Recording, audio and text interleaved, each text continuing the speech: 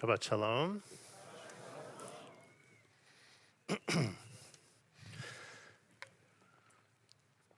So it's September 20th. How did that happen?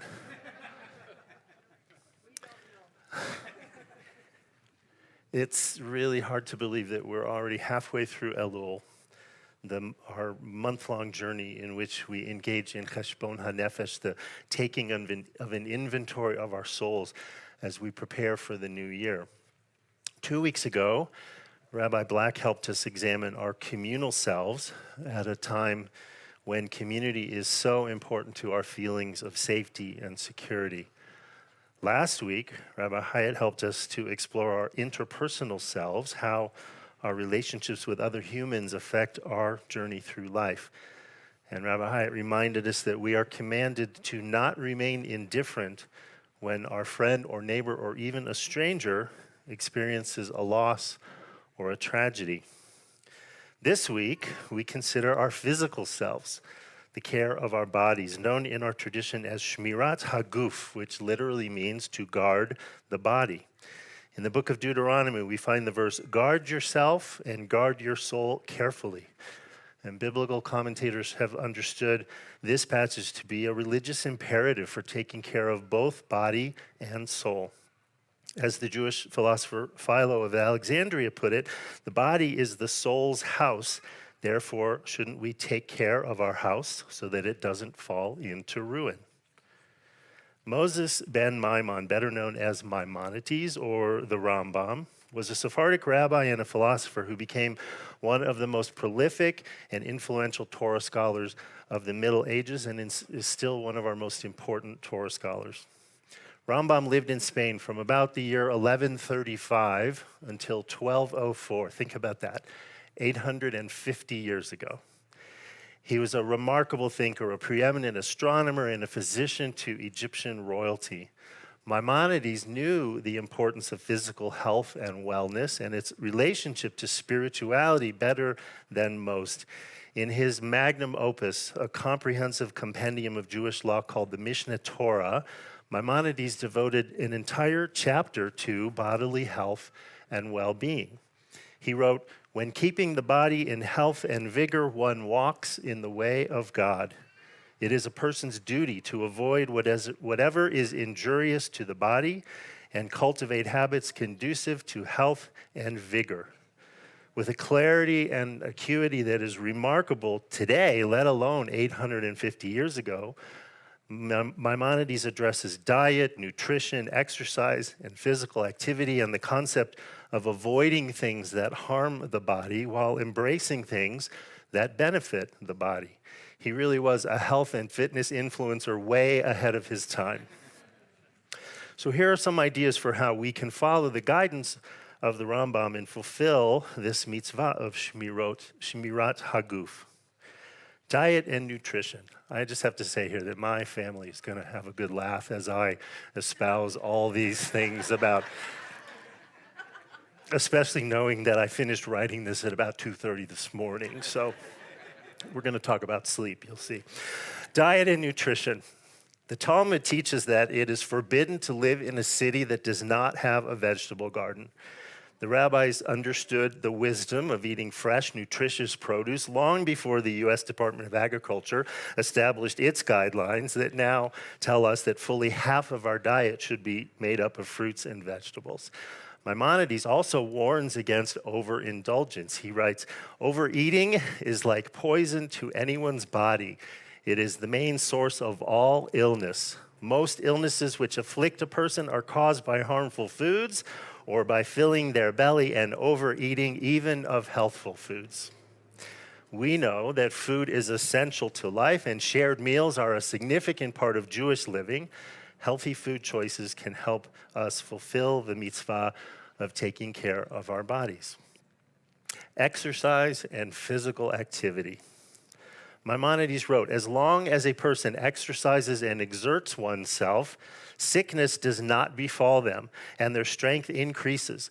But one who is idle and does not exercise, even if they eat healthy foods and maintain healthy habits, all their days will be of ailment, and their strength will diminish." He also advises that a person should engage their body and exert themselves in a sweat-producing task each morning. I like that. Modern science, of course, affirms that physical activity and exercise reduce our risk of obesity, cardiovascular disease, coronary heart disease, stroke, type 2 diabetes, high blood pressure, and certain cancers. Exercise and physical activity promote general well-being, stronger bones and muscles, and improved cognitive functioning among older adults. Physical activity and exercise also have been proven to reduce stress, anxiety, and depression. The health benefits of physical activity make this perhaps the single most important action that we can take to improve our wellness and help fulfill the mitzvah of Shmirat Haguf. Avoid things that harm the body.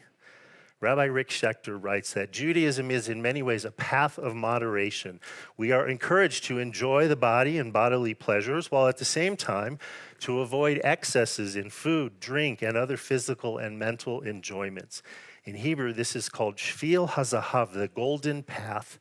Smoking, alcohol, drug abuse, and other forms of addiction rob us of our health and well-being and cause pain and suffering to our loved ones.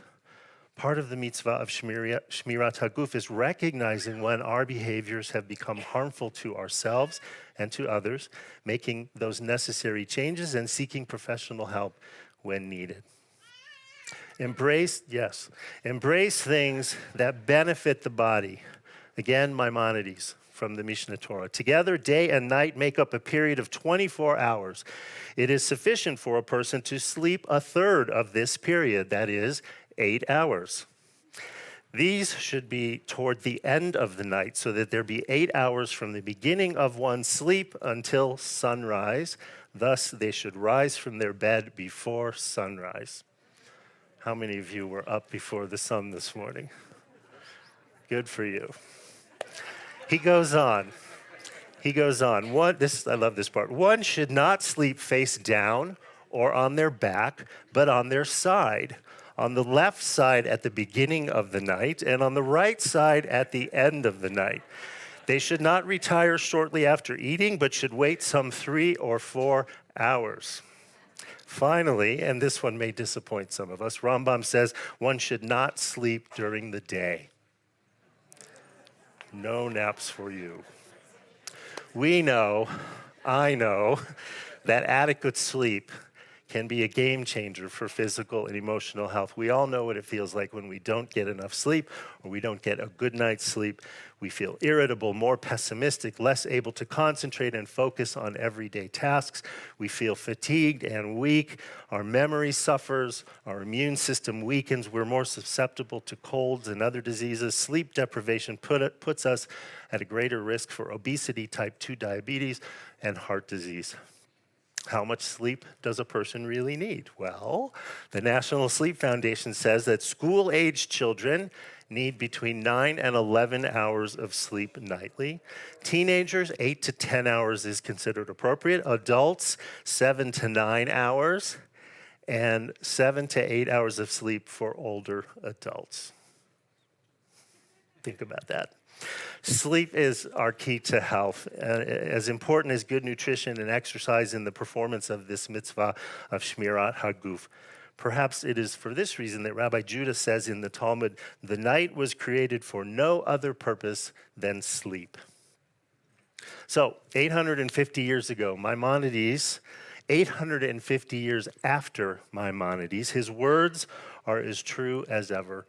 Rabbi Rick Schechter writes, Judaism views the human body as a precious, wondrous gift from God that we are to protect and nurture. It is the home of the soul, the spark of God within us. Body and soul, so intimately interconnected, require care and attention no matter our age.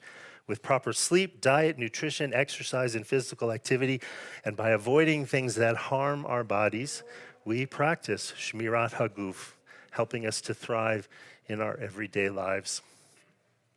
In the email that went out this morning, I posed 7 questions for you to consider about your physical self. And I won't repeat all of them here, but there are 2 that I wanted to highlight. One is, what changes might I notice in my physical self in the past year since our last High Holy Days due to stress, illness, injury, or aging? And how am I adapting to those changes? What modifications might I want to make in my diet, exercise, sleep, or meditation regimens in recognition of these and in preparation for the new year? I am grateful every year to be on this journey with all of you as we continue through the month of Elul together. I wish you much health and vigor and plenty of sleep in the year to come. And I look forward to seeing you all again here at Temple in the weeks leading up to the High Holy Days. Shabbat Shalom and Shana Tova. Shana Tova and Yasher Koach. I feel like this is exactly the right moment to announce that following services, we have ice cream oneg for everybody here. In moderation. In moderation, that's right. That's right. So on the spectrum of 0 ice creams to 5 ice creams, you can each have 2, is basically how that goes. That's for sure how my daughter thinks about it.